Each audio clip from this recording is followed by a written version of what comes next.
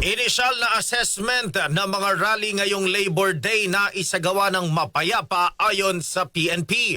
Kasama mo sa balita si Radyoman Marjo Domingo. RNN Live Reports.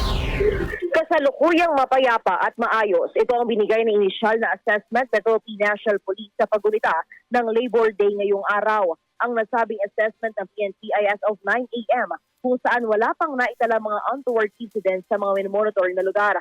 Sa monitoring ng PNP as of 10 a.m. naman, nasa 19 na mga rallies ang isinagawa sa NCR, 4A, Region 7, 10, 11, 12, Negros Island Region at FAR kung saan dalawa rito ay nagtapos na rin.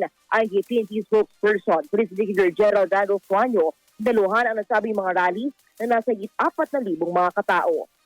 Nasabing 8 rehiyon, 11 ang namonitor natin na rally.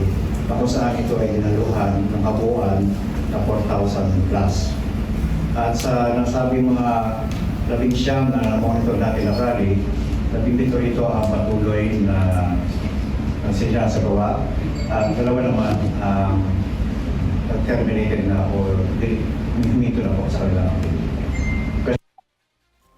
Nabatid na nasa higit 100,000 personnel ang ipinakalat sa buong bansa kasama ng mga force multipliers at mga katuwang na ahensya. Kasabay na rito ang pagtaas ng full alert status ng organisasyon hanggang May 2. Samantala, pinalaga naman ng PNP na overkill ang latag ng kanilang seguridad ngayong Labor Day at sinabing ginawa lang nila ang nararapat deployment para matiyak ang seguridad ng publiko. Kasama mo sa DZXL RMN Manila, Radyoman Marjo Domingo, Tatak RMN.